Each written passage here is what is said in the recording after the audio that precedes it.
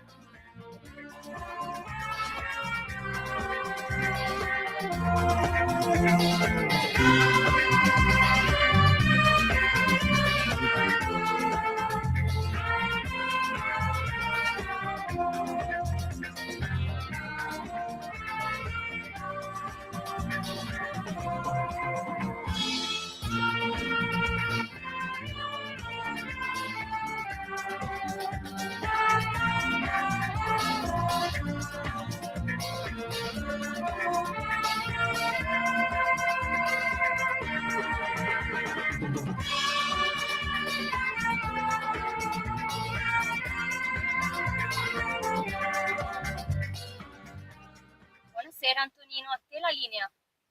Buonasera a te, cara Natalia. Lo smoking era in naftalina dal 1976, l'abbiamo messo con tutta la camicia di crinoline, ovviamente un mega papillon di velluto blu, mi sembra chiaro, e questo era niente po' di meno che Glauco Masetti, Riviera Inn, che è la sigla del Festival di Sanremo del 1976, il festival che rilanciò la manifestazione canore, il grande rito dell'Italia repubblicana, che prenderà tra l'altro il via stasera. Sì, mi dispiace per voi, io sono uno di quelli che guarda Sanremo e non se ne vergogna a dirlo. Ora potete anche cambiare canale se vi sentite più intellettuali, ma io stasera sarò al mio posto di combattimento a guardare e ad ascoltare, e però durante la settimana la colonna sonora delle puntate di Zoom ovviamente sarà ispirata ai Sanremo col 6, quindi 76, 86, 96 e così via.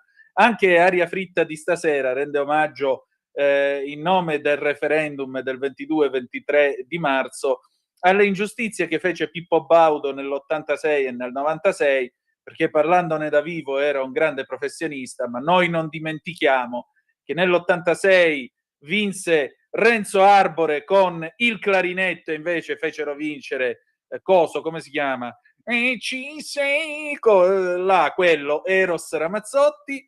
E nel 1996 Ron e Tosca vorrei incontrarti 300 anni, quando invece hanno vinto gli Eli e le storie tese con La terra dei cachi. Noi non dimentichiamo questo, per questo, siccome vogliamo giustizia, per questo il 22 e 23 di marzo vota sì, come ha detto l'orso Pippo. Benissimo, amiche e amici miei, ma non dell'avventura, buonasera. Siete sulle magiche onde di Radio Libertà. Questo è Zoom, il drive time in mezzo ai fatti. Io sono Antonino Danna e questa è la puntata numero 1140 di oggi, martedì 24 febbraio 2026. Cominciamo la nostra trasmissione. Vi ricordo, date il sangue, in ospedale serve sempre, salverete vite umane, chi salva una vita umana salva il mondo intero, secondo appello radiolibertà.net. Fesso, chi non lo legge perché vi perdete un bellissimo giornale online dove ci sono liberamente il direttore responsabile Giovanni Sallusti, gli Autodafè di Giulio Cainarca, la rassegna stampa di Semivarin, videopillole e molto altro ancora. 340-670-9659 se avete voglia di intervenire con la zappa o WhatsApp che dir vogliasi, è già operativa. Oppure 0292947222 se avete voglia di dire la vostra attraverso quel magnifico strumento che è il telefono inventato da Antonio Meucci, quando lo dirò io. Vi ricordo alle 18:35 con noi il senatore Claudio Borghi per la consueta lezione di scuola di magia e naturalmente anche qui avrete la possibilità di interloquire con lui e ogni tanto, vedete, perdo colpi anch'io, interloquire con lui sia attraverso la zappa che attraverso il telefono. Ma adesso arriva lui, implacabile come sempre, Pierluigi Magnaschi con il diritto al rovescio. Vai pure, Natalia.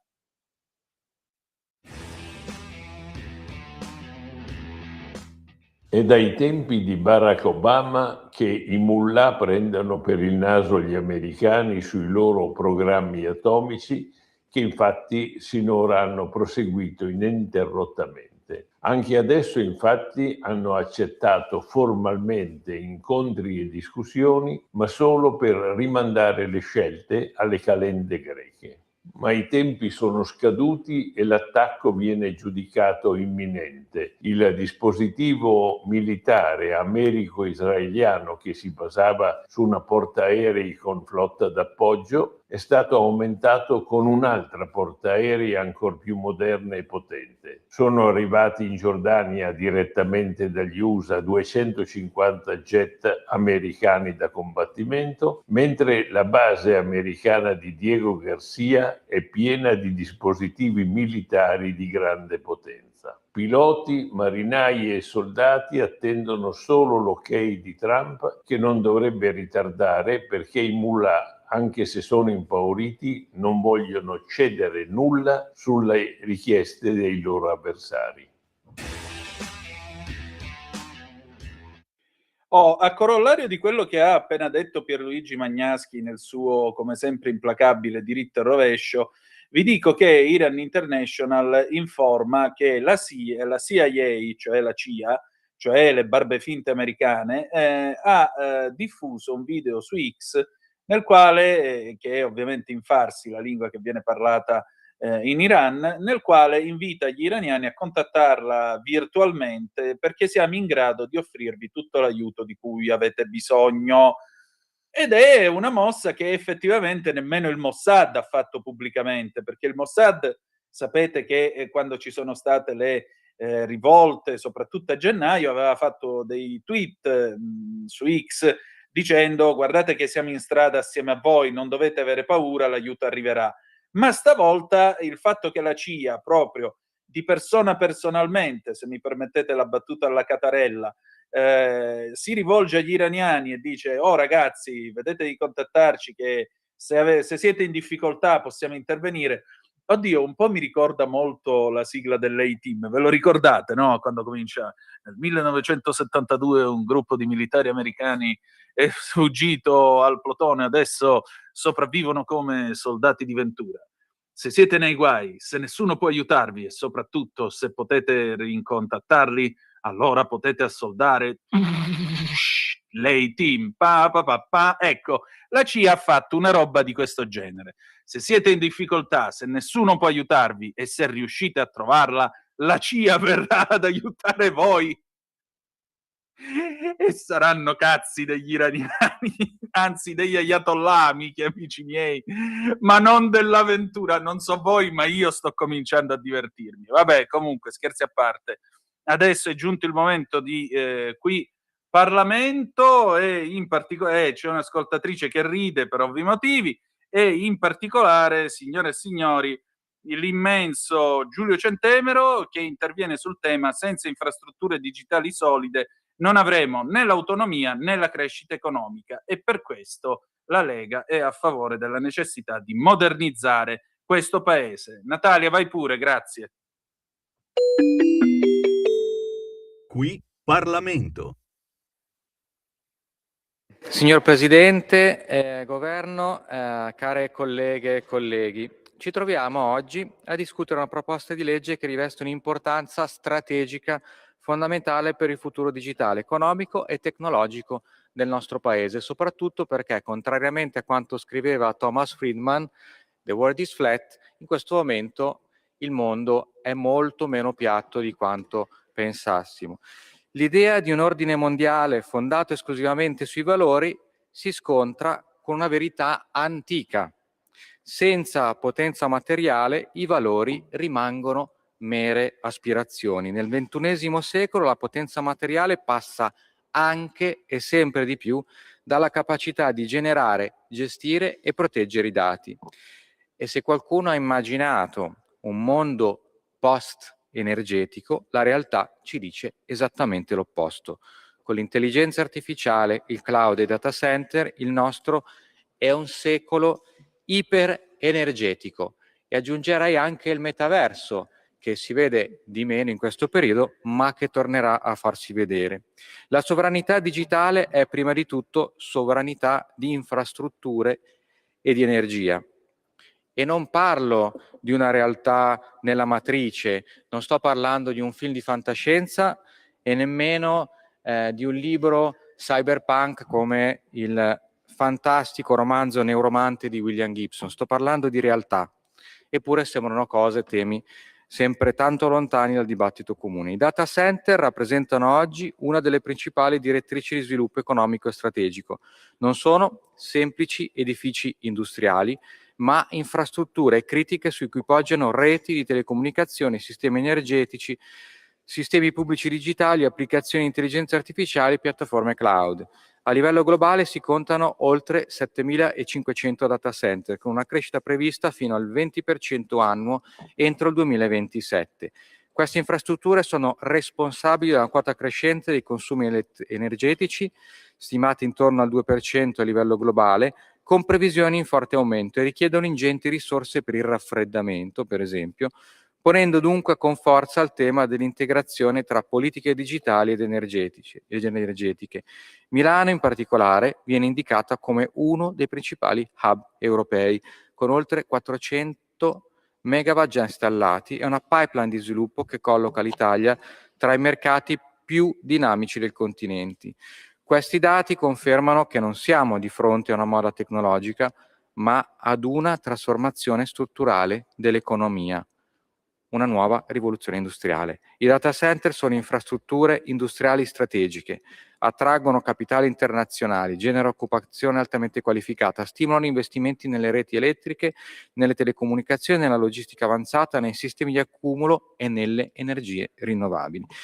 È in questo quadro che emerge con forza una prospettiva. L'Italia, il nostro paese, il bel paese, può diventare un vero hub europeo dei data center. Ma questo non significa soltanto ospitare server, significa costruire una filiera industriale nazionale, tenendo conto che sull'altra sponda il Marocco sta diventando un hub per l'Africa, per esempio. Significa anche attrarre hyperscaler e grandi operatori globali, ma anche consolidare un ecosistema di imprese italiane dell'ingegneria, dell'impiantistica, della componentistica elettrica, dei sistemi di raffreddamento, della cyber security e dei servizi digitali avanzati. Significa attivare investimenti miliardari sul territorio con effetti moltiplicativi su edilizia specializzata, manifattura tecnologica, reti energetiche intelligenti e formazione tecnica. Ogni grande data center genera un indotto rilevante, stabilizza consumi energetici programmabili, favorisce contratti di lungo periodo per la produzione rinnovabile e può contribuire al recupero del calore per usi civili e industriali. In altre parole, può diventare un perno della modernizzazione energetica e produttiva del Paese, di cui tanto abbiamo bisogno per stimolare la crescita.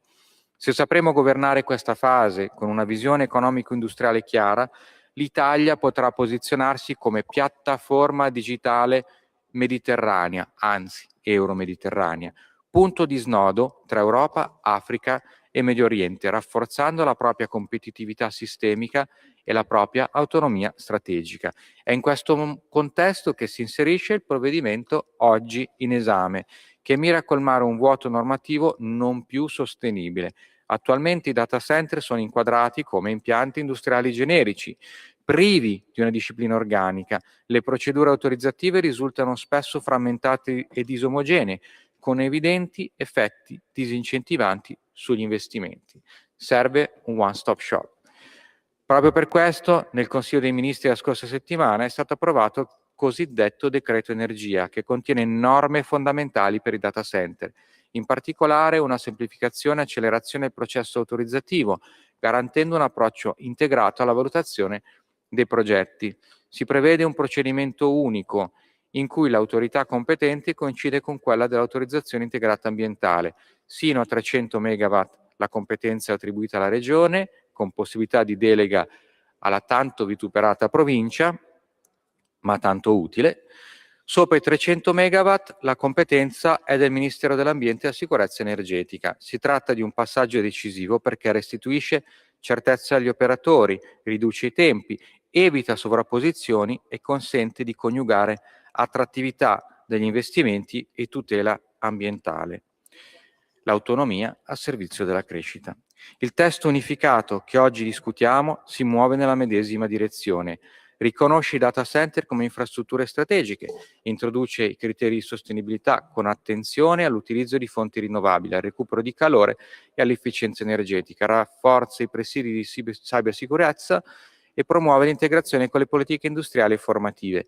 Dobbiamo avere la consapevolezza che la competizione globale si gioca anche su questo terreno. Senza infrastrutture digitali robuste e integrati, con un sistema energetico affidabile, non vi è autonomia strategica, non vi è crescita e non vi è competitività globale. Senza capacità di calcolo e gestione dei dati non vi è leadership dell'intelligenza artificiale e senza energia non vi sono data center. Per queste ragioni riteniamo che questo provvedimento, insieme alle misure contenute nel decreto energia, rappresenti un tassello fondamentale di una più ampia strategia nazionale. Fare l'Italia un hub digitale del Mediterraneo, capace di attrarre investimenti, garantire sicurezza e sostenere la crescita. E quindi con convinzione, senso di responsabilità e con l'ulteriore convincimento che il futuro si costruisce insieme, esprimiamo voto favorevole. Grazie. Qui Parlamento. Stai ascoltando Radio Libertà, la tua voce libera, senza filtri né censure, la tua radio.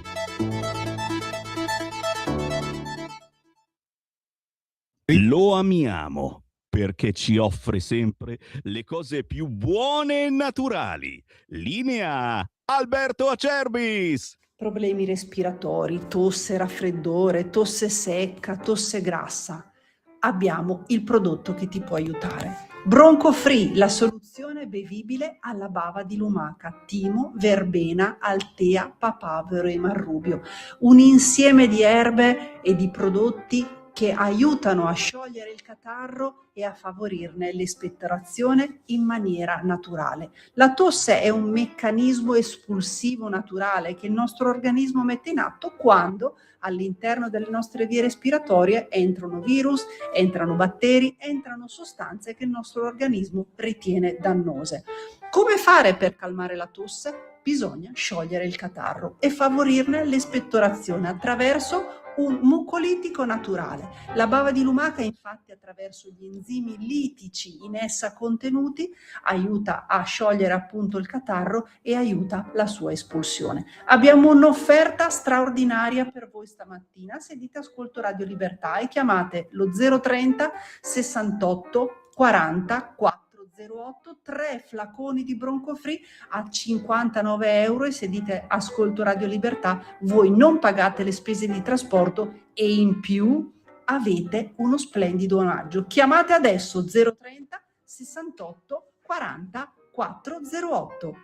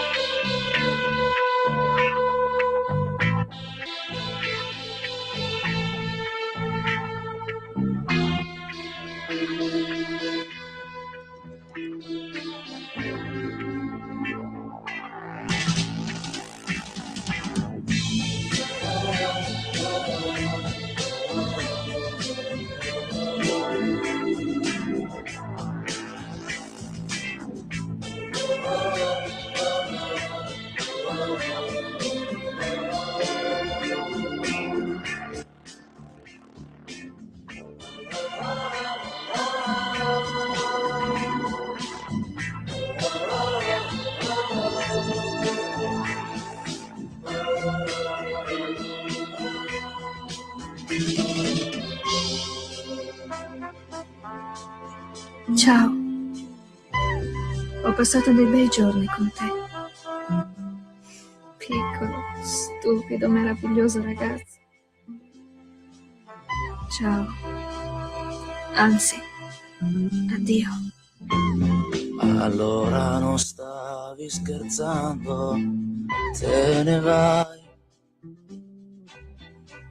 Certo che me ne vado. Cosa volevi? Ma guarda quanto cielo c'è e quanti amori ci stanno dentro e quanti volano via. Potevo lasciarti avere il bambino, ma ti rendi conto cosa sarebbe successo? Però forse sarebbe stato meglio. Almeno non saresti andata via.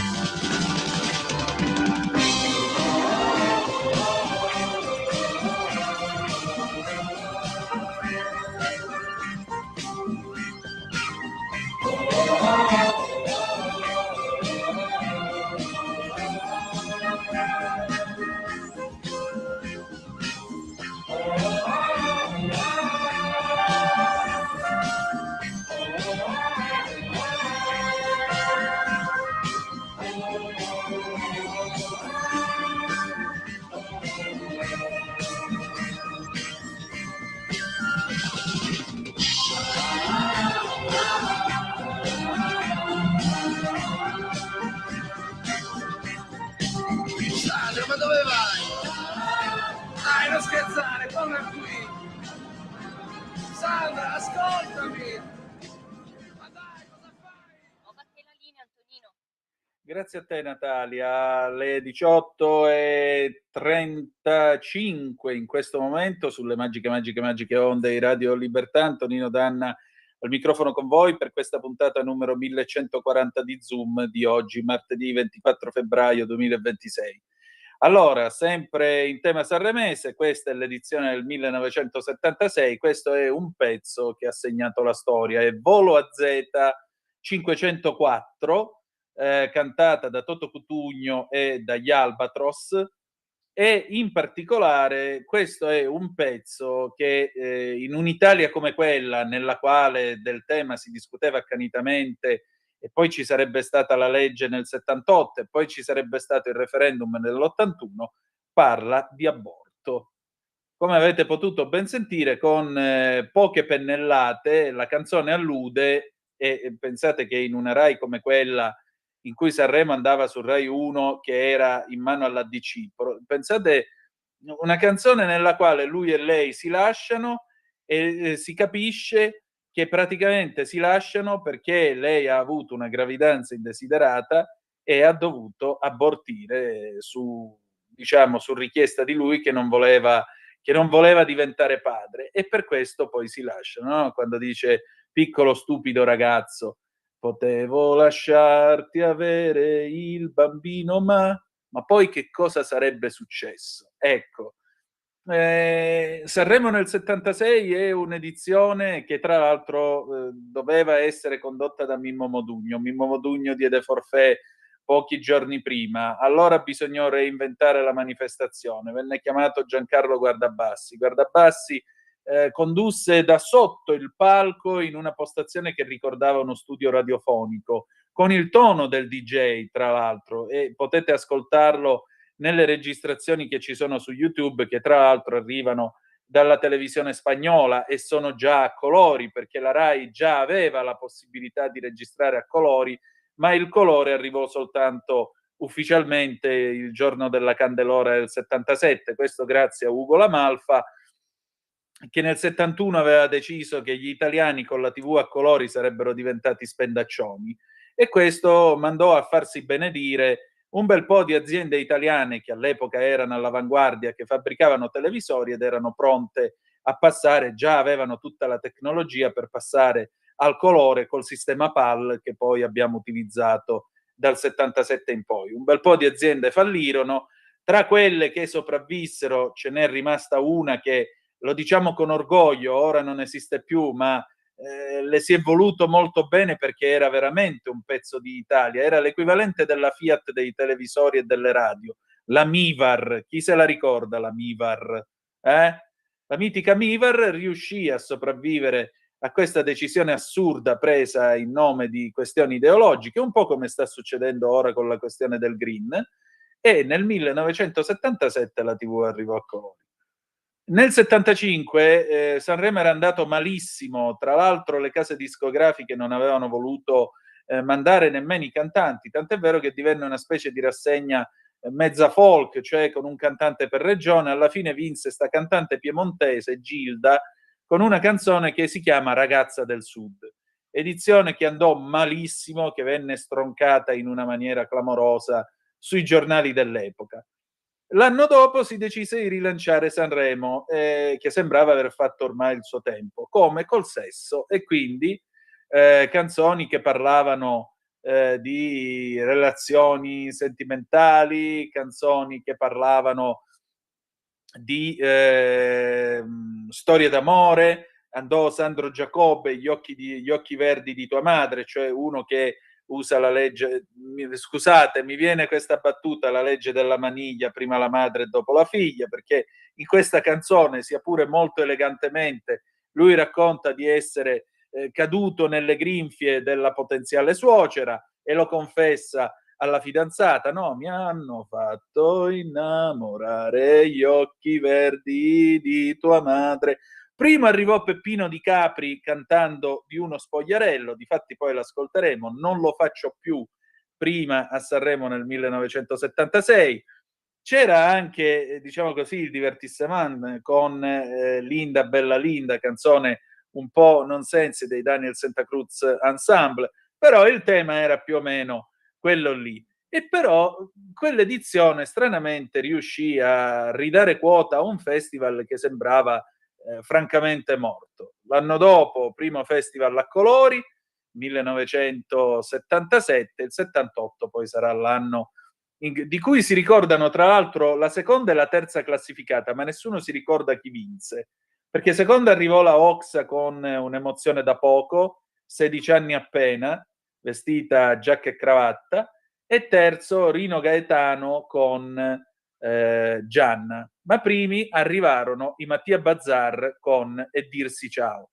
Chissà se il senatore Claudio Borghi negli anni 70 seguiva già il Festival di Sanremo. Scuola di magia, sigla. Qui Parlamento, l'attualità politica dalla viva voce di deputati e senatori. Va ora in onda Scuola di magia con Claudio Borghi Aquilini.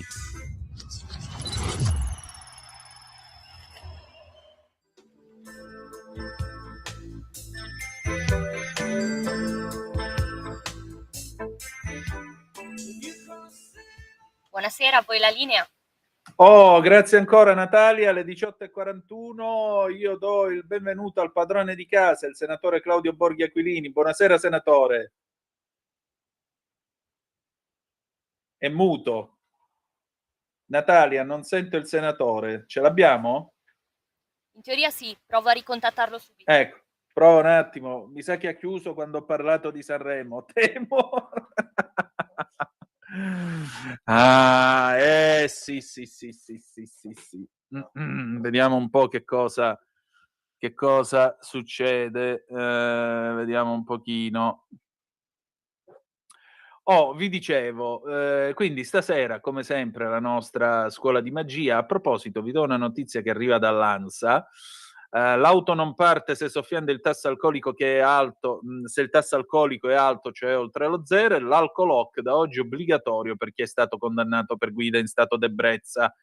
Sul portale dell'automobilista, piattaforma di e-government che consente a cittadini e operatori di accedere a una serie di servizi legati alla circolazione stradale, scrive l'ANSA, sono stati infatti pubblicati i 2 primi modelli di alcolock autorizzati dal MIT, un elenco che si presume sarà aggiornato nelle prossime settimane. La norma, fortemente caldeggiata dal ministro Matteo Salvini, interviene su un fenomeno, le morti in strada, che per quanto riguarda la guida sotto effetto di alcol riguarda circa 200 vittime l'anno, ma si tratta di un obbligo di difficile applicazione. A ricordare la novità, scrive ancora l'ANSA, è Federcarrozzieri, associazione dei carrozzieri italiani, che spiega che il MIT ha pubblicato l'elenco dei dispositivi autorizzati. Una misura che tuttavia presenta molteplici criticità, a partire dal costo dell'apparecchio che è di circa 2.000 euro. Come noto, in base al nuovo codice della strada, i conducenti condannati per guida in stato d'ebbrezza con tasso alcolemico superiore a 0,8 grammi litro o 1,5 grammi litro, una volta riottenuta la patente dopo il periodo di sospensione, potranno guidare veicoli a motore solo se su questi sarà installato un alcolock. Senatore, buonasera e ben trovato. Buonasera, su quella roba lì c'è che stavi citando, c'è un'imprecisione secondo me, poi magari mi sbaglio, nel senso che non è che se uno viene condannato per la guida in stato di ubriachezza subito deve mettere l'alcolock, se ci ricade. Cioè, prima deve essere condannato per guida in stato di ubriachezza grave, no? Perché stiamo parlando non del limite per prendere la multa che è 0,4, ma stiamo parlando da sopra 0,8, quindi stiamo parlando di una bottiglia, ecco, mettiamola così per farla facile. Che già, insomma, mi verrebbe da dire che non è esattamente la cosa più intelligente mettersi alla guida avendo bevuto una bottiglia, ecco. Dall'altra parte devi essere condannato e se ci ricadi, quindi se ti ribeccano ancora con per guida in stato di ebbrezza, allora a quel punto è obbligatorio l'alcol. Beh, nel momento in cui io ho l'interpretazione autentica del legislatore, che peraltro conosce pure il ministro dei trasporti, direi che mi ritengo ampiamente soddisfatto e la ringrazio del chiarimento. Senatore, allora... È pur vero che è stata fatta alla Camera, quella legge lì. Sì. Se fosse stata fatta qua al Senato, quantomeno io avrei provato a inserire almeno l'aumento dei limiti in autostrada a 150, quando ci sono 3 corsie, tutto rettilineo. Cioè, come l'avrei voluto quell'aumento, caro senatore? Lo so, ma poi dall'altra parte ci sono sempre quelli del Popolo della Libertà e così questo tipo, Forza Italia così, che invece ultimamente sono diventati gli alfieri dei divieti. Vabbè, cosa devo fare? Vabbè. Senatore, allora, prima una domanda frivola prima di passare alle cose serie. Lei guarda Sanremo? Io di solito guardo Sanremo, sì. Ah, Gesù ti ringrazio. Un altro che non ha la puzza sotto il naso, era ora. Oh, lo possiamo dire? Quelli che dicono, no, io non lo guardo. Quest'anno non lo so, perché cioè sono oggettivamente non oberato di lavoro, ma di più, però se posso lo guardo, insomma, mettiamola così. Buono, mi piace. Senatore, allora, stasera facciamo lezione su che cosa? Dunque, stasera diciamo che gli aspetti forse più frizzanti dal punto di vista delle magie riguardano una nostra amica, che è la signora Lagarde, che sarebbe nello specifico il governatore o la presidenta, chiamiamola come vogliamo, la capatrena, come diceva la Giorgia Meloni, della Banca Centrale Europea. Questa signora, diciamo, è al centro delle cronache, e mi sembra, insomma, il mio occhio sospettoso, no, da insegnante di giochi di prestigio, sta cominciando a intravedere qualcosa che mi sembra proprio uno di quei giochetti di cui sopra. Ti spiego. Abbiamo una signora Lagarde, no? Che in quanto presidente della BCE guadagna delle cifre di tutto rispetto. Però, insomma, ragazzi, è anche se uno facesse bene quel mestiere lì, è anche un impiego ovviamente di rilevante, no? Quindi, insomma, a quel lato lì poco da dire. Però vorrei aggiungere un po' di cose, che questa signora, che ovviamente si è aumentata durante il periodo, l'appannaggio in modo discreto, che tutti quelli che lavorano dentro la BCE, così come tutti quelli che lavorano alla Commissione Europea, hanno avuto raffiche di aumenti salariali, perché sapete com'è, l'inflazione un po' morde, loro dovrebbero essere quelli che la controllano, ma avendo la possibilità di gestire la massa monetaria, ma evidentemente non è poi tanto così, e quindi diciamo che si danno torto da solo, no? Perché se non hanno questo potere, perché mai dovremmo pagarli? E quindi, insomma, essendo che l'inflazione non sta bene che ci sia, si sono aumentati a raffica gli stipendi. Ma ricordo comunque così, incidentalmente, che tanti vituperati parlamentari italiani sono, credo, 15 anni, no? Che ovviamente non hanno, giustamente però alcuni non hanno avuto nessun tipo di adeguamento. E se una volta c'era la leggenda che i parlamentari italiani fossero i più pagati nel mondo e cose di questo tipo, adesso mi piacerebbe far rivedere questi conti anche alla luce di, diciamo così, di quello che viene normalmente concesso a un parlamentare per fare il proprio mestiere in quanto a staff e possibilità, insomma, di fare il suo mestiere con un minimo di efficacia, no? Però on top of, come dicono gli inglesi, perché tanto si dice queste cose, quindi on coppa, come dicono a Napoli, a questi aumenti costanti di stipendi e così tipo, a quanto pare è venuto fuori che la signora Lagarde si guadagnasse anche uno stipendio di tutto rispetto per la sua presenza in una delle tante filiazioni finanziarie dell'Unione Europea, vale a dire la Banca dei Regolamenti Internazionali. Se non mi ricordo male, si parla della cifruzza di 140.000 euro, di cui non aveva diritto perché il regolamento della BCE impedisce di avere altre retribuzioni o cariche oltre a quella che normalmente uno si riceve per il suo ufficio. Diciamo quindi che, insomma, la signora si era dimenticata, a quanto pare, di avere un 140ello di stipendio che gli pioveva dentro in tasca, così. E non l'aveva notato, sapete com'è. Cioè, la signora non fuma, mica, se no lo usava per le sigarette. Non posso mica guardare queste minuzie, no? Cioè, come faccio io a accorgermi che avevo 140.000 euro che mi pagavano in più del dovuto, no? Cioè, queste sono briciole. La cosa che però fa un pochettino più fastidio è la seguente. Forse non tutti sanno che, e quindi spero che alla fine di quanto vi dirò comincia a dipanarsi quello che può essere invece il gioco di prestigio. Oltre ovviamente a essere del tutto esentasse i compensi che queste persone incassano, perché quelli che devono fare i sacrifici, quelli che devono fare le cose, siamo sempre noi, no? Dall'altra parte, invece, per chi lavora nel magico mondo delle istituzioni europee o sovranazionali, le tasse non sanno neanche cosa siano. No, non vi dico le pensioni, ecco, però diciamo che partendo dalle tasse non sanno neanche cosa siano. Però oltre a questo c'è un altro aspetto che la signora Lagarde, così come appunto la stragrande maggioranza di quelli che lavorano in queste istituzioni internazionali, è anche del tutto immune dal punto di vista legislativo legale. Non è soggetta a legislazione alcuna.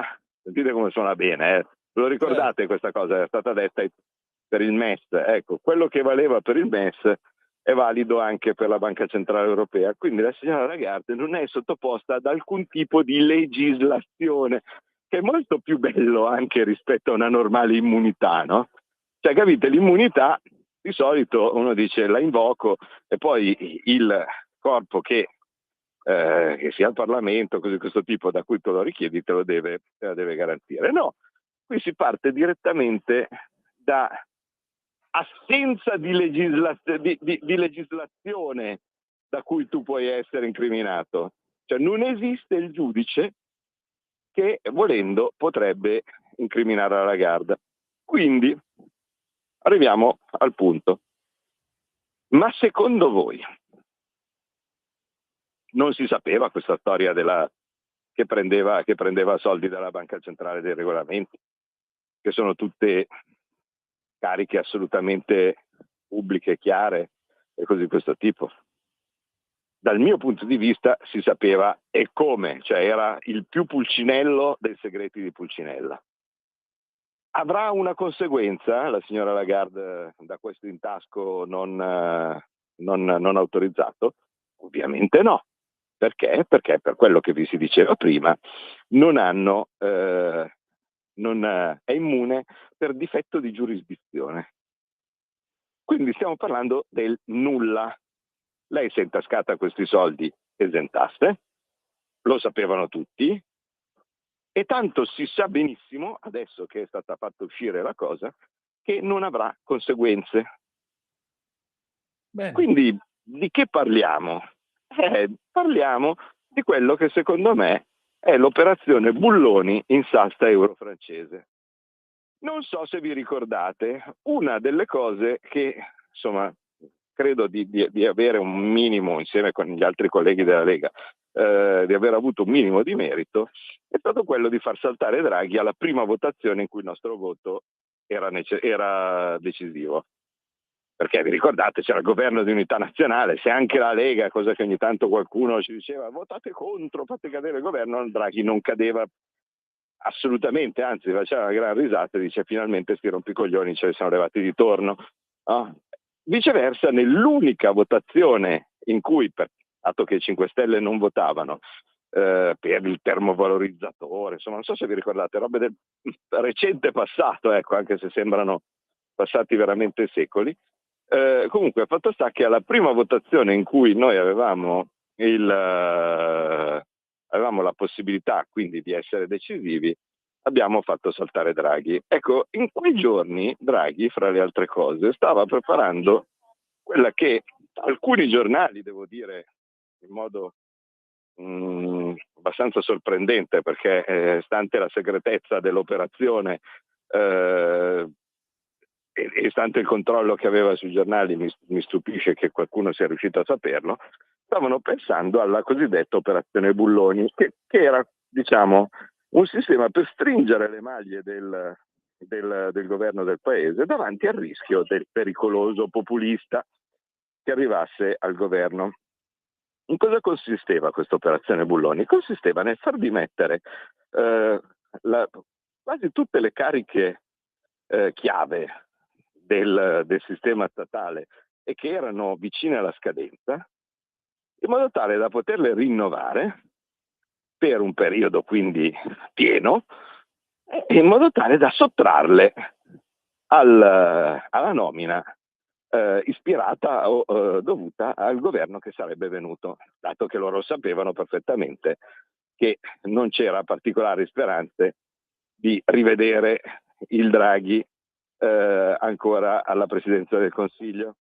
E quindi l'ideona che serpeggiava era questa. Questo riferivano, diciamo, quei giornali che erano venuti a conoscenza di questo piano segreto. La prima istituzione che sarebbe stata, diciamo, oggetto, scusate la chitarra di sottofondo sto attraversando Campo dei Fiori, la prima istituzione che sarebbe stata diciamo parte di questo giochino era proprio la Banca d'Italia.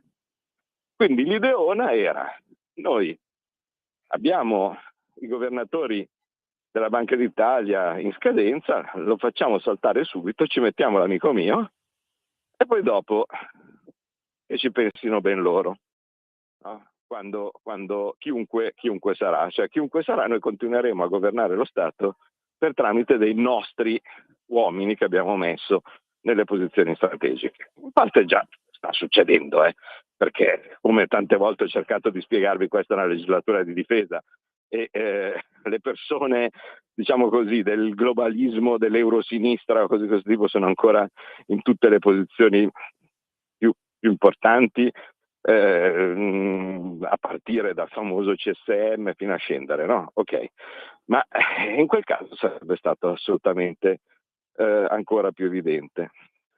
Ora, non sarà così, io sono malpensante, ma non sarà che, dato che la Banca Centrale Europea viene sempre decisa fra un accordo tra Francia e Germania, E non sarà che, dato che l'Italia è fuori, perché tanto loro si sono decisi all'epoca, Draghi, perché sapevano che era uno dei loro e quindi l'Italia non ha più nulla che pretendere, no? Perché ha già avuto Draghi, cosa volete di più, no? E quindi diciamo che la questione Banca Centrale Europea è cosa loro, no? Non sarà che, temendo che le elezioni in Francia si rivelino un disastro e che quindi la Francia si ritrovi con un nuovo presidente magari di idee sovraniste, e allora è molto meglio far saltare la Lagarde adesso e sostituirla con qualcuno che quindi durerà ancora per 7 anni? Che può essere un bel giochino pure questo. Secondo me questa è una parte dell'operazione Bulloni e mi dicono diciamo le mie vocine in Francia che oltretutto questa cosa sta venendo fatta ad ampio spettro, cioè prima di levarsi di torno stanno preparando, diciamo così, l'occupazione a tappeto di tutto quello che possono occupare. Ecco, questa roba qua secondo me ha una rilevanza particolare perché dovrebbe far capire molto bene come, se nel caso non ci fossero ancora dei dubbi, l'Unione Europea si basa su una cosa che dal mio punto di vista dovrebbe spaventare tutti. Ve l'ho detto, non è solo la questione che non funziona, non è solo la questione che è fatta a danno nostro, non è solo la questione che porta soluzioni che sono il contrario rispetto a quelle che noi avremmo bisogno e infatti portano danni invece di portare soluzioni come dovrebbero essere. Ma la questione dell'Unione Europea è che è antidemocratica. Quello che abbiamo conquistato con lotte millenarie, cioè il fatto di poter dire la nostra col nostro voto, nell'Unione Europea ci fanno lo zerbino per i piedi. Il voto non serve fino a quando non è quello che dicono loro. Ma l'elenco dei voti di cui se ne sono fatti un baffo è piuttosto lungo, ma vi ricordate, no? Che non appena la Costituzione europea fu fatta votare in Francia, istantaneamente subito il primo voto, proprio il primo, perché era il primo paese che lo votava, in realtà fu respinta. E allora l'Europa e l'Unione Europea non ha una Costituzione, quindi non può essere uno Stato.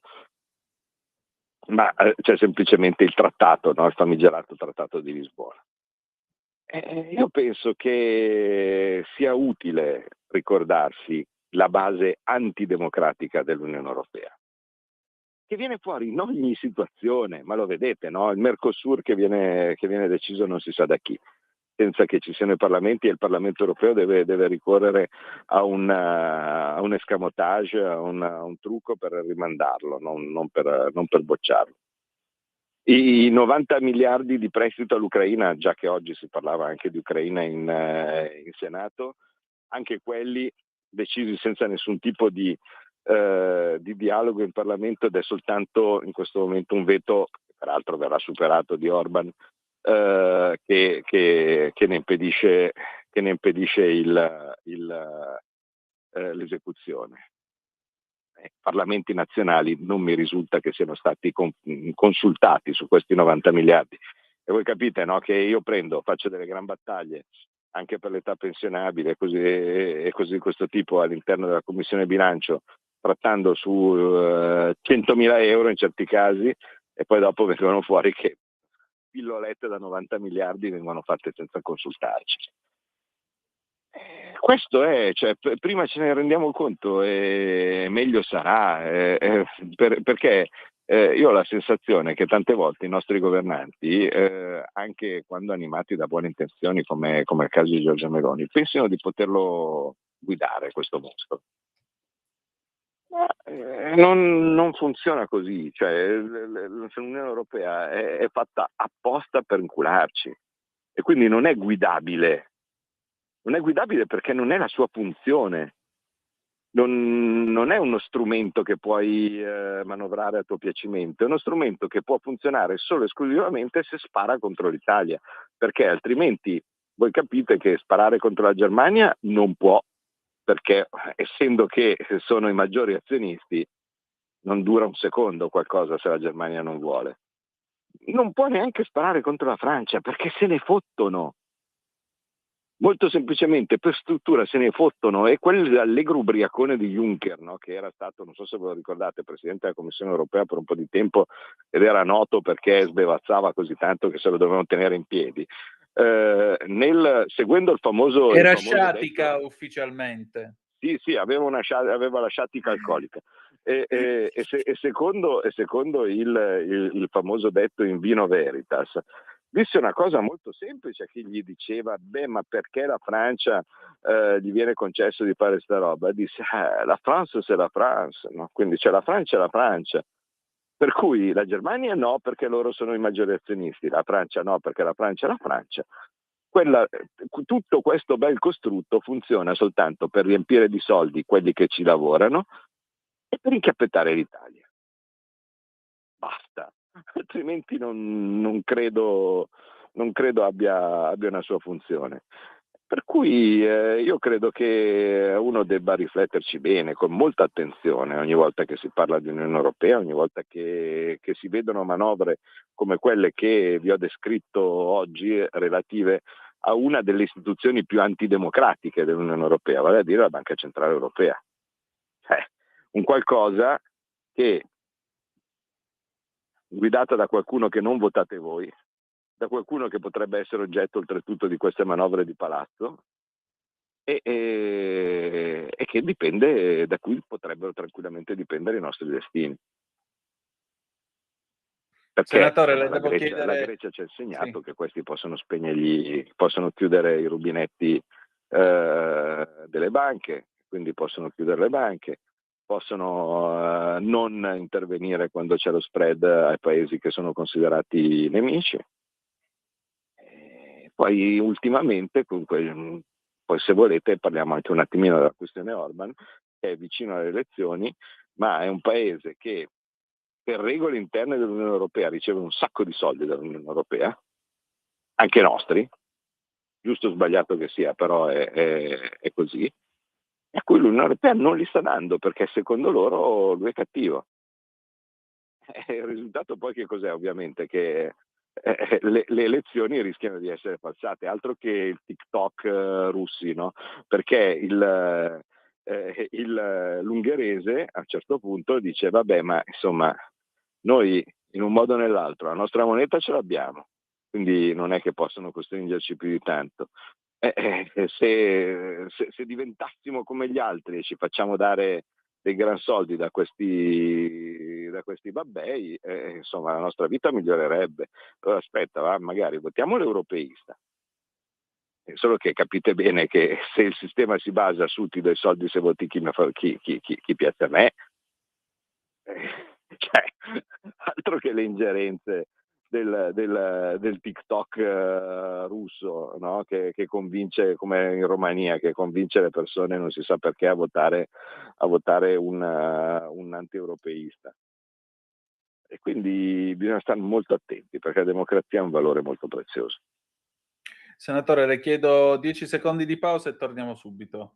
Sì. Radio Libertà, la tua voce libera, senza filtri né censure, la tua radio. Di nuovo a voi la linea. Grazie Natalia, alle 19, 7 minuti e 6 secondi sulle magiche onde di Radio Libertà. Antonino Danna al microfono con voi insieme al senatore Claudio Borghi per Scuola di Magia. Il telefono è aperto 0292947222. Senatore, però io le vorrei chiedere a questo punto una cosa. Lei dice fate attenzione perché l'Europa, il giochino è sempre quello del famoso cetriolo dell'ortolano, e l'ortolano siamo noi a differenza di Bruxelles. E io sono d'accordo con lei. Però il fatto che, perché questa settimana è venuta fuori sta cosa, il fatto che secondo alcuni osservatori, secondo alcuni giornali, sembra stia nascendo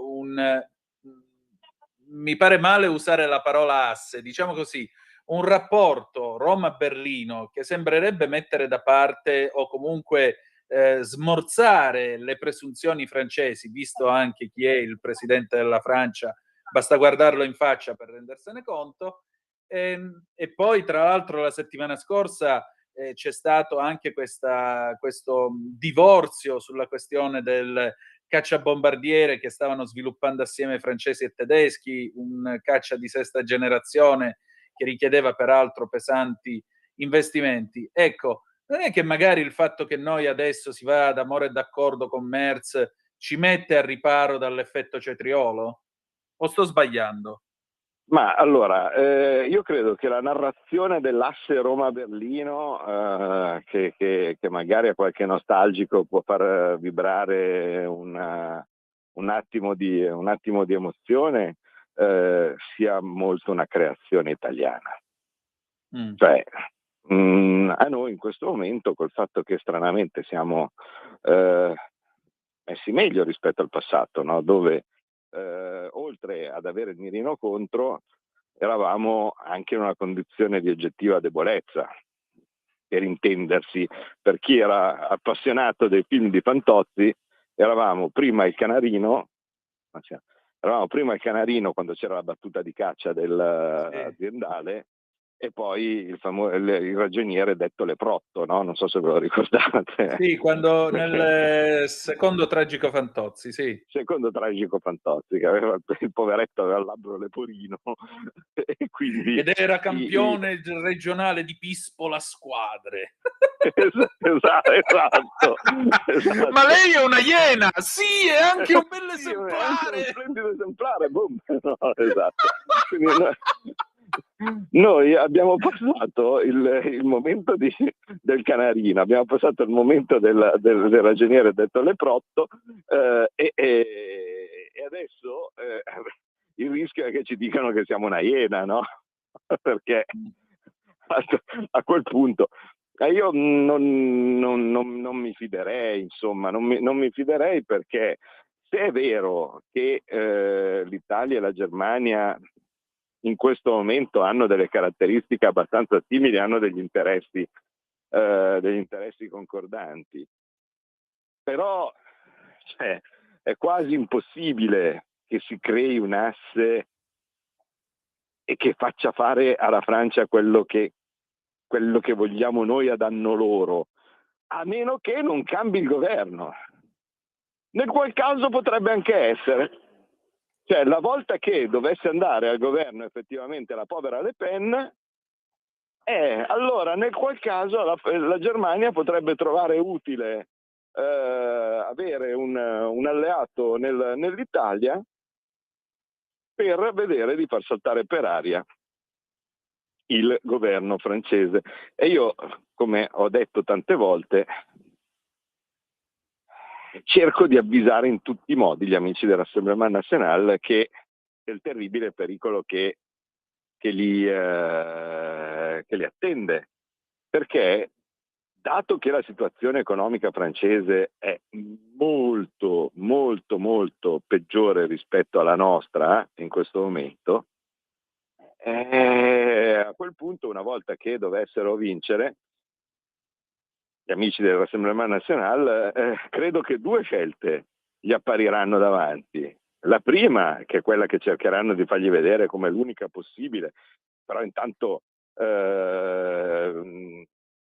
hai tu il potere, no? E quindi goditi questi palazzi, goditi queste poltrone, no? E cose così tipo. E questo è il conto, quindi fai come Monti, perché il primo è la Fornerò o la Monti, diciamo, che devono istantaneamente prendere e tagliare in modo verticale le loro spese, inclusa quella pensionistica, perché non vorrei ricordare, insomma, il fatto che loro vanno in pensione a 62 anni contro i nostri 67, allora a quel punto potrebbe esserci che gli mettano il conto sul tavolo dicendo fai tu l'esattore, un po' come fecero all'epoca con Tsipras, no? Vi ricordate? Cioè, alla fine più o meno funziona sempre così il meccanismo, cioè arriva qualcuno che non gli piace e gli mettono sul tavolo l'amara medicina, no? E a quel punto le possibilità sono due.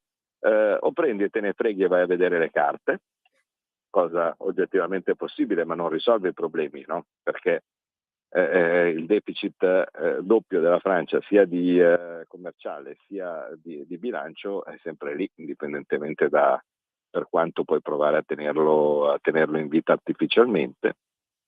Oppure uno deve prendere e uscire dall'euro. E nel qual caso, che fai? Cioè, avrai il coraggio, le palle di poterlo fare, oppure no, perché, come temo io, non avendo esperienza di governo non sei pronto a farlo. Certo. Paradossalmente noi che in questo momento abbiamo ben chiaro, no, tutto come, cose, perché, ovviamente siamo in una posizione non realistica anche dal punto di vista elettorale. Dall'altra parte loro che magari invece potrebbero, rischiano di trovarsi in una situazione assolutamente pessima, quindi o di fare la Forner o di dover uscire dall'euro senza avere la capacità di poterlo fare. Però una cosa è un fatto, cioè che in questo momento la Francia non ha un'economia sostenibile e non sono gli Stati Uniti, che quindi possono anche permettersi di fare cazzate coi dazi, mettendoli, poi facendoseli togliere dalla Corte Costituzionale, no? e similari. Quindi insomma ci aspetta un futuro secondo me non semplicissimo. All'interno di questo futuro non semplicissimo, se proprio vogliamo trovare un minimo di conforto, c'è da dire che noi insomma non andiamo male, ecco, cioè molto più per demeriti di altri che per effettivi meriti nostri, se non una stabilità che oggettivamente un suo valore ce l'ha. Però noi in questo momento stiamo andando abbastanza bene, oltretutto in un modo non particolarmente frequente nella nostra storia, cioè vale a dire in modo abbastanza uniforme fra nord e sud. Cioè nelle grandi città del nord per vari motivi le cose vanno bene. Cioè, allora, in Milano io credo che ormai siamo molto vicini alla piena occupazione. Se uno non trova lavoro è perché per la maggior parte dei casi non lo vuol trovare. Poi abbiamo avuto periodi devastanti e sono abbastanza lontani, ecco, mettiamola così. Al sud qualcuno dei semi piantati anche con incentivi statali, la famosa ZES, no, e così via, stanno in parte funzionando, e quindi i dati sono in lento ma costante miglioramento.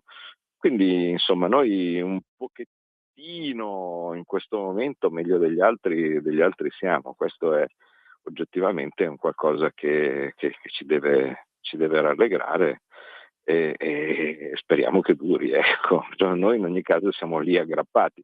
Certo, lo vedete già, insomma, il piatto è ricco e goloso e sicuramente in vista delle prossime elezioni faranno di tutto, e già stanno cominciando con la politicizzazione e con le menzogne, con ogni giorno si fraintende qualsiasi dichiarazione pur di far casino e similari col referendum, perché qualcuno valuta o pensa che far perdere il referendum, no? Votando no, sia uno sgarro al governo, non uno sgarro a noi stessi. Però va bene, cosa vuoi che ti dica? Sì, infatti Conte è andato in Calabria a dire che se vince il no, il governo si deve dimettere perché è un avviso di sfratto alla Meloni. Non ho capito bene il nesso. Io mi ricordo uno qualche anno fa che aveva detto: se perdo il referendum lascio la politica, doveva andare a fare il professore di lettere a Firenze, però mi pare che abbia ancora un partito, Renzi, sì, ma Renzi infatti mi pare che si chiama. Ronzi, credo fosse. Sì, pare pure a me, sì. Sì, solo che voi capite come funziona il giochino, no? Cioè se riguarda loro dicono una cosa e poi se succede non la fanno. Se riguarda noi non lo diciamo ma lo dobbiamo fare lo stesso. Quindi cioè, ormai a queste asimmetrie, tanto scusate, sono arrivato a casa. Prego. Finalmente si sente, oltre a un minimo più di caldo all'interno, è anche più tranquillo, non ci sono più rumori della strada e similari. E quindi niente, questa è al momento la situazione, capite bene perché io tengo gli occhi aperti da tutte le parti e cerco per quanto possibile di non sprecare neanche un secondo, ecco, perché poi dopo avrei dei rimpianti. Insomma, se mi metto a sprecare un po' di tempo della mia vita, ed è anche il motivo per cui ti ho detto che non so se riuscirò a vedere Sanremo, pur volendolo fare, ecco, perché oggettivamente so che siamo in un momento molto, molto teso. Senatore, questa settimana a che cosa dobbiamo stare attenti? I trucchi in arrivo? Ma allora, una delle cose, delle fregature che vedo arrivare, secondo me potenzialmente da monitorare con attenzione, anche se non credo porterà da nessuna parte, però è utile guardare, è la richiesta di una commissione contro le fake news. Ho il lievissimo sospetto che sia frutto di un qualche tipo di accordo, di cui non so che cos'è la merce di scambio, non so se sia la legge elettorale, non so se siano altre cose. Comunque fatto sta che magicamente e stranamente è apparsa l'istituzione di una commissione per le fake news a firma di Italia Viva, della senatrice Raffaella Paita, e voi sapete che cosa succede quando normalmente uno deposita una proposta di legge, no? Finisce sotto la pila. In questo caso invece incredibilmente sembra che invece di finire sotto la pila si sia finita sopra. E dato che io ogni volta che sento commissioni contro le fake news leggo commissione contro le cose che dico io, non perché siano false ma perché la fake news è la verità scomoda di un altro, no? Sì. Insomma ci sto attento, ecco. Molto bene. Senatore, allora io la voglio ringraziare per questa lezione di stasera.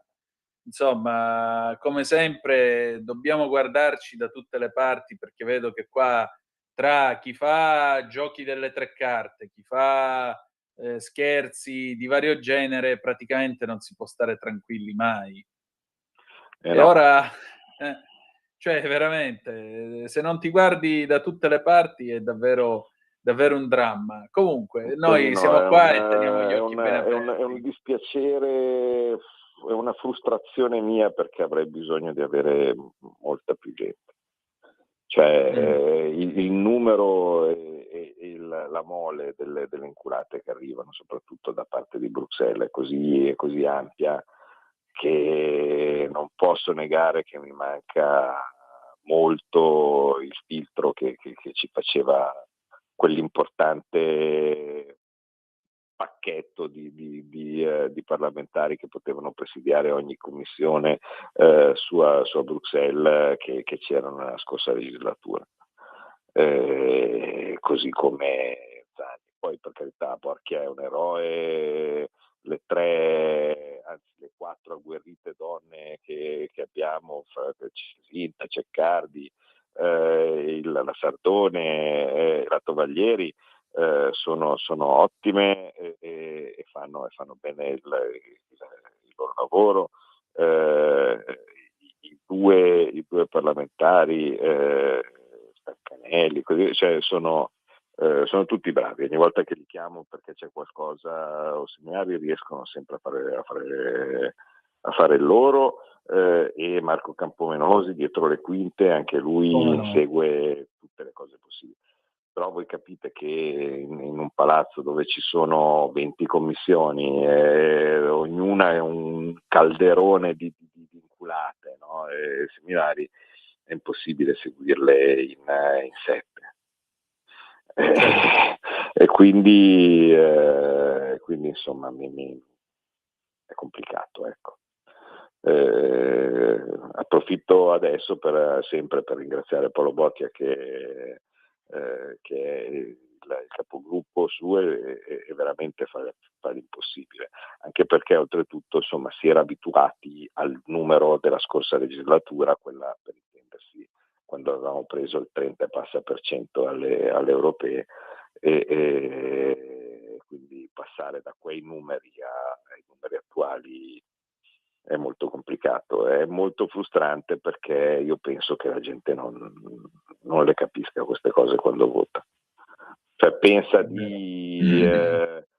quelle elezioni europee, hanno pensato evidentemente ancora di sgridarci, di mettere in castigo perché abbiamo votato Draghi e quindi vergogna, orrida colpa, no? E così via, senza contare insomma quanto facevamo e perché eravamo all'interno di quel governo. Però il risultato di quella votazione non è che la loro vita migliora, è che c'è meno gente che controlla le culate che arrivano. Mettiamola così. Quindi, e credo che non ci sia altro da aggiungere. Senatore, allora, grazie e ci ritroviamo il 3 di marzo. Direi di sì. Grazie a voi, un abbraccio, arrivederci. Grazie ancora, di nuovo. Sigla. Avete ascoltato Scuola di Magia. Le 19:24 minuti e 35 secondi. Io voglio ringraziare come sempre il senatore Claudio Borghi Aquilini per le sue parole. Il telefono, vi ricordo, è sempre aperto allo 02 9294 7222, oppure se preferite potete scriverci al 340 670 9659 se avete voglia.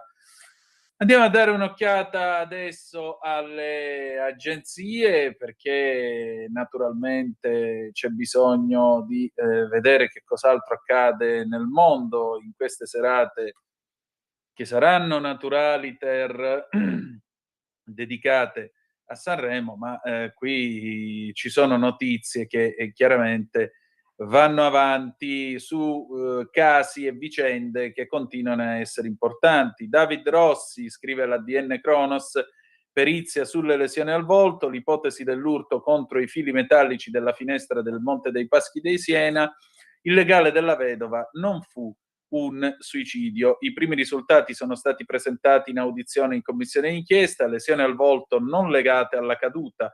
Il presidente Vinci, pestaggio per tentativo di sopraffazione. In ogni caso non si parla più di suicidio, ma di omicidio. Parleremo poi di questo con l'amico Felice Manti e vedremo anche di fare, diciamo, di darvi ulteriori aggiornamenti su questa vicenda. L'inchiesta, furti alla Coin di Roma Termini, 44 indagati, 9 poliziotti e 12 carabinieri, scrive ancora l'ADN Cronos. Al centro dell'inchiesta ci sarebbe un ammanco di 184.000 euro emerso durante l'inventario di febbraio del 24 relativo all'anno precedente. A presentare la denuncia è il direttore del punto vendita. Il caso, pusher ucciso a Rogoredo, Cinturrino, chiedo scusa, un coltello, usò un martello contro un disabile. A San Vittore l'interrogatorio di convalida del poliziotto che ha sparato al 28enne Abderrahim Mansouri. L'avvocato, giro di spaccio, una carnevalata, ma ha ammesso le sue responsabilità, però sostiene di aver sparato perché ha avuto paura. I colleghi al PM chiedeva soldi e droga ai tossici. Pavia, l'ex assessore di Voghera Adriatici condannato a 12 anni per omicidio volontario per l'uccisione di un 39enne marocchino raggiunto da un colpo di pistola in piazza Meardi la sera del 20 luglio del 21. Sanremo 2026, oggi si parte. Conti in conferenza ricorda Costanzo e ironizza su Kanyaman.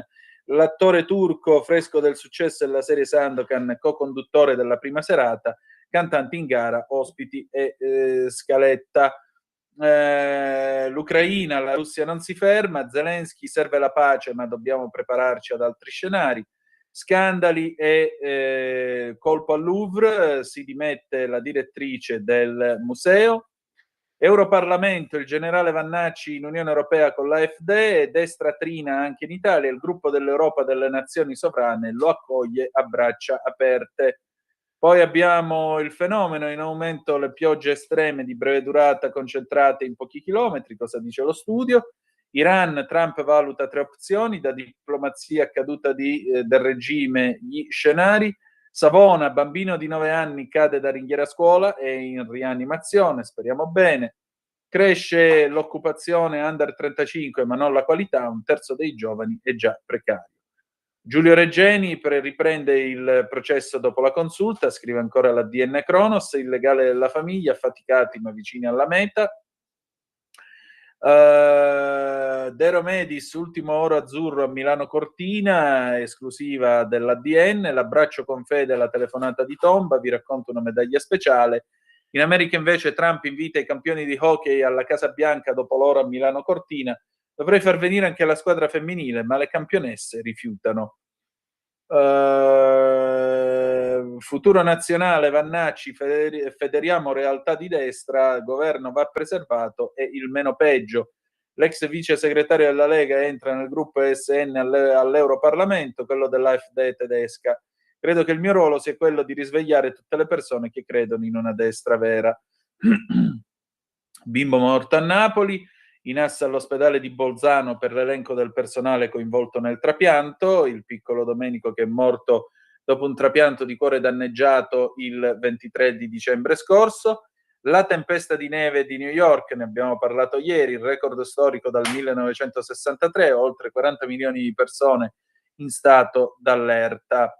Andiamo a dare anche un'occhiatina all'Ansa, anzi no, andiamo in pausa e poi ascoltiamo Peppino Di Capri, Non lo faccio più, da Sanremo del 76. Questa fu la canzone che vinse quell'anno. Vai pure Natalia. Stai ascoltando Radio Libertà, la tua voce libera, senza filtri né censure, la tua radio.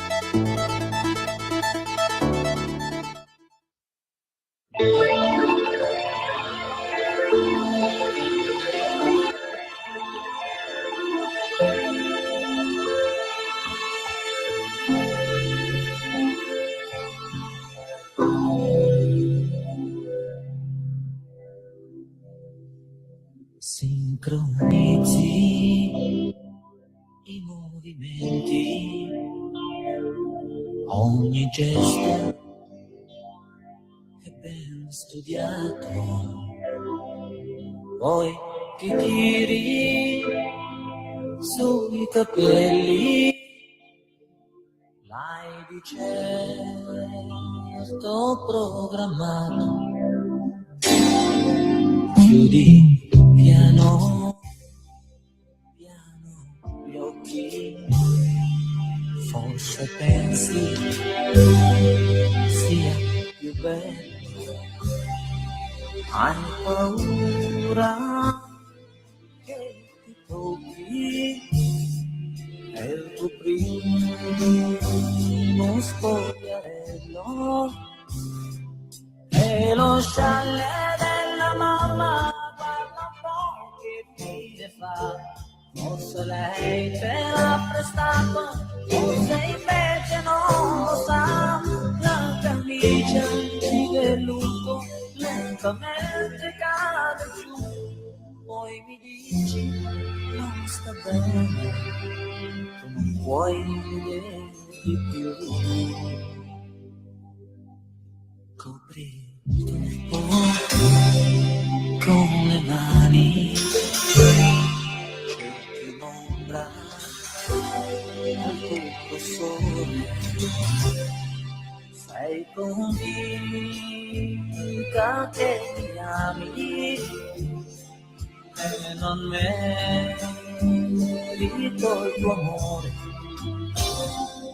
ridi e corri per la stanza, ti nascondi, ma ti vedo passo di una danza, quel tuo fremere discreto e lo scialle della mamma, guarda un po' che fine fa, le carezze che ci diamo mai nessuno ne vedrà, una perla di sudore dal tuo viso scende giù, poi mi dici inutilmente, giuro non lo faccio più.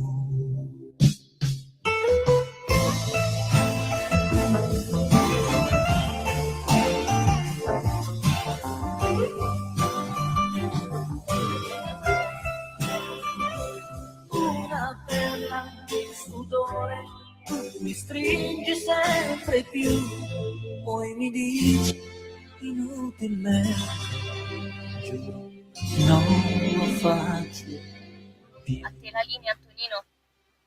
Grazie Natalia, alle 19:33 minuti e 39 secondi sulle magiche onde di Radio Libertà. Antonino Danna al microfono con voi. Avete appena ascoltato Peppino Di Capri, Non lo faccio più, la canzone che vinse Sanremo nel 1976. 0292947222. So che c'è già una telefonata in attesa. Pronto, chi è là? Eccomi, Michele Caruso. Ciao Michele, vai col punto. Bonsoir, un saluto, noblesse oblige. Madame, monsieur, comment ça va? Ça va bien? Très bien, monsieur. Che cosa mi racconti di nuovo, Antonino? Ma niente di che, insomma, si va avanti, si cerca di fare la propria parte. Cosa vuoi, Michele? Siamo qua per questo. Ecco, e questa è la cosa preminente. Sai che stasera ci sarà in atto di partenza la kermesse celeberrima del Festival della Canzone Italiana di Sanremo.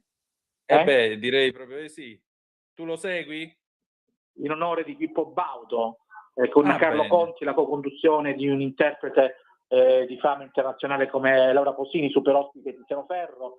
Ce ne sarà per tutti i gusti, tanti nomi di giovani sconosciuti, ci sarà anche la divina Patti Pravo, Certo. che forse è un po' più della tua epoca, o no? Beh, della mia epoca, abbiamo su per giù la stessa età, dai. Allora, prego col punto. Io vorrei imperniare il punto sulla riforma della giustizia, ma prego a te gli onori della presentazione. Vai col punto. Il punto? Di Michele Caruso, vai. Dunque, riforma della giustizia. Che è saltato? Niente, la riforma della giustizia, ahimè, fece cadere il nostro Michele, e pazienza. Comunque non è mia coetanea Nicoletta Strambelli in arte Patti Pravo, perché io sono nato nel 1980, quindi lei è nata qualche anno prima, per cui stiamo toccando vette altissime qui stasera, signori. Stiamo toccando vette altissime. 340-670-9659 e naturalmente io mi aspetto anche le vostre telefonate allo 0292947222. E allora andiamo a vedere altre notizie. Già abbiamo la scaletta di stasera del festival pubblicata dall'ANSA. Andiamo a vedere che cosa c'è da attendersi questa sera. Il direttore artistico di Sanremo Carlo Conti alla conferenza stampa al Festival di Sanremo dà ordine d'uscita dei cantanti nella prima serata. Dito nella piaga, Olè, Michele Bravi, Saif, Mara Sattei, Dargen D'Amico, Arisa, Luché, Tommaso Paradiso, Elettra Lamborghini, Patti Pravo, Samurai Rey, Raf, J-Ax, Fulminacci Levante, Fedez e Masini, Ermal Meta, Serena Brancale, Night con l'Y. Ma che? Malika Iane, Eddie Brock, Salda Vinci, Enrico Nigiotti, 13 Pietro, Bambole di Pezza, Chiello, Maria Antonietta e Colombre, Leo Gasman, Francesco Renga, LDA e H7. Vabbè, che dovevamo fare? Niente, questa è la scaletta di questa sera. 1, 2, 3, 4, 5, 6. Elettra Lamborghini si esibische per settima. Sì, io sono nazional popolare, quindi faccio il tifo per Elettra Lamborghini. Sì, Elettra Anto... No, questa sembra più Celeste Collovati che Elettra Lamborghini. A proposito, la salutiamo con con il suo bellissimo L'Avvocato risponde ogni giovedì alle ore 17. Mi raccomando, non perdete Celeste Collovati e tutta la band di Dirittissimo. Nel Veronese, esplosione e crollo di una palazzina, si cerca una persona, sempre l'ANSA, l'intervento dei vigili del fuoco e del suo M118, 3 feriti estratti alle macerie. Abbiamo un'altra telefonata, pronto, chi è là? Pronto? Sì. Ciao Tonello! Ciao carissimo! Questa qui è la voce della Lega, è l'urlatore. Lo so. L'urlatore. Dimmi. Intanto ti saluto e ti ringrazio per tutto quello che fai, la tua presenza, i tuoi dati da fare, il tuo impegno. No, ho sentito che Caruso si è interrotto la linea. No, perché voleva spiegarti, no, sul referendum sulla giustizia. Ma c'è poco da dire. Noi della Lega, no, intanto noi siamo i veri leghisti. No, i veri leghisti, d'accordo, lo deve capire anche Borghi, lo deve capire, i veri leghisti non hanno paura di niente.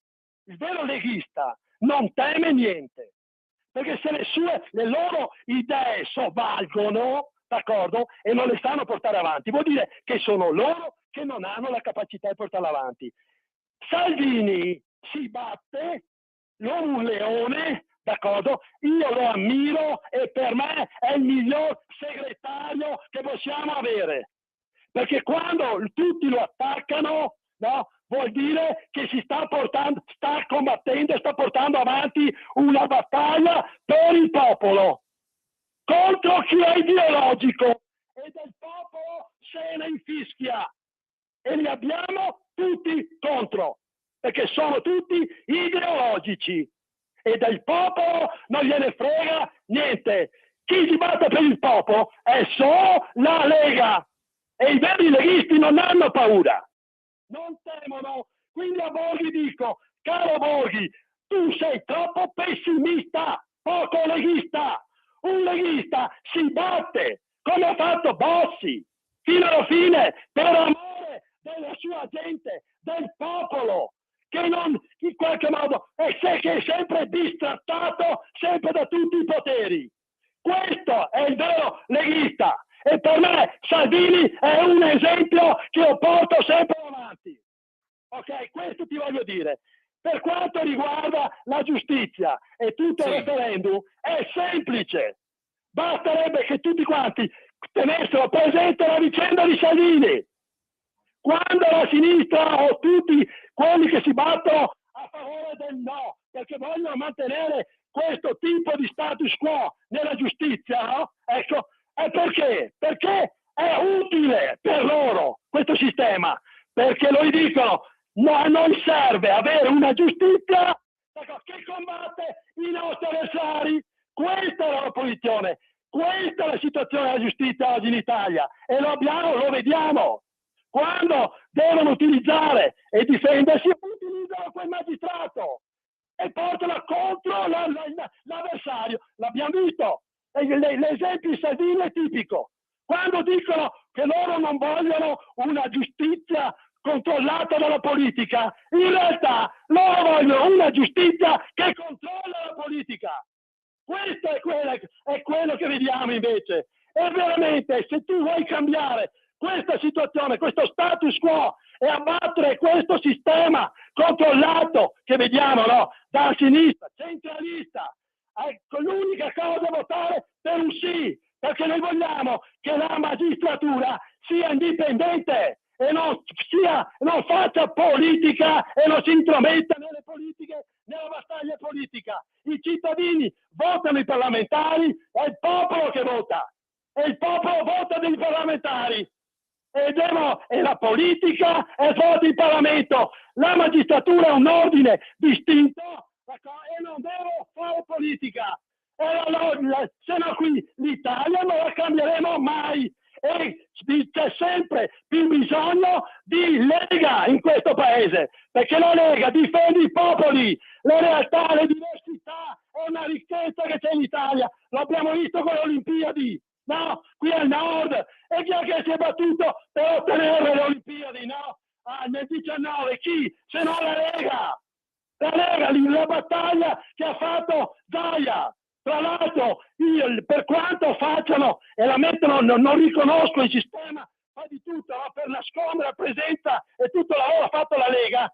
Il simbolo della Lega, quel simbolo che voi vedete, no, delle Olimpiadi, se voi lo guardate bene, è la scritta, è la simbolo di Zaia, perché se noi seguite, vedete Zaia, che è proprio la firma di Zaia. Queste Olimpiadi è il frutto del lavoro e della forza, perché se tu credi in quello che vuoi ottenere, lo ottieni! È questo che non capisce Borghi. Se tu ti batti, anche se sei in pochi, ma raggiungi i cambiamenti. Questo vi voglio dire. Bisogna avere forza, volontà, credere in quello che si vuole fare. Lasciate perdere i vannacci, che sono utili al sistema. Lasciate perdere. Guardate le battaglie della Lega. La Lega per la libertà dei popoli da nord a sud. Questo dovete guardare, in alto i cuori sempre.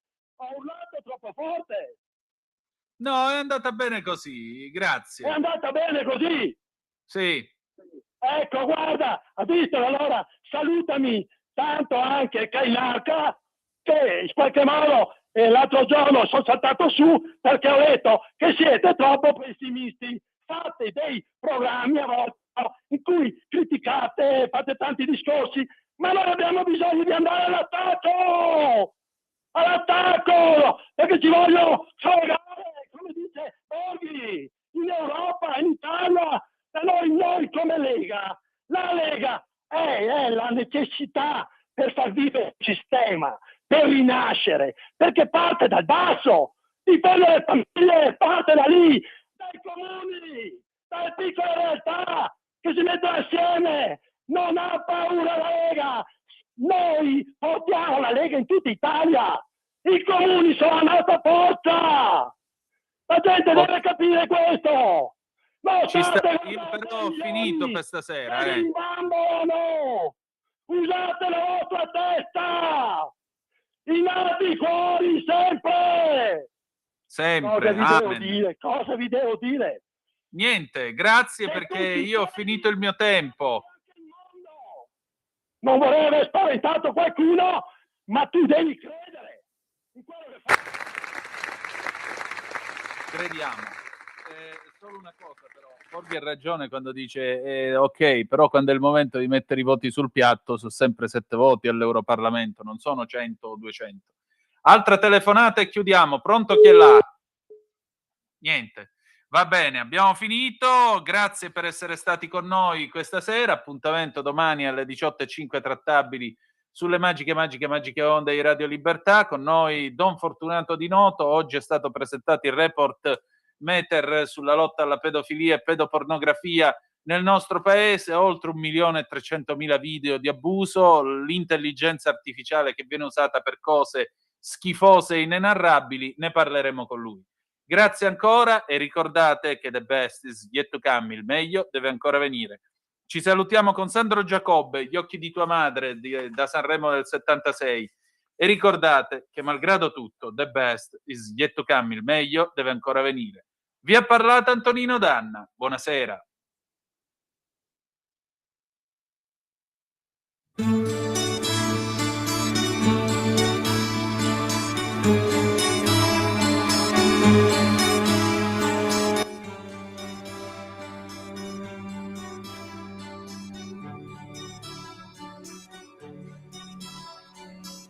dove da qualche minuto ti guardo e mi sento sfinito, mentre non riesco a spiegarti che cosa mi è capitato. Era una sera normale, ero venuta a cercare, non c'ero, però con tua madre mi misi a parlare. E quando l'ho avuta di fronte, che scherzo m'han fatto gli occhi miei, credevo che fossi tu ed era lei. Poi mi sembrò naturale guardarla così come guardo te, perché sei uscita, perché m'hanno fatto innamorare gli occhi verdi di tua madre, il sorriso di un tramonto dove ci si può specchiare, i tuoi passi all'improvviso di un tuffo suono immenso. Se ci penso,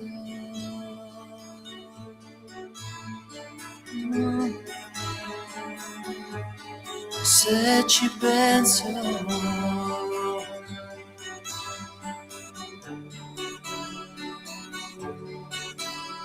la pioggia continua a cadere e tu continui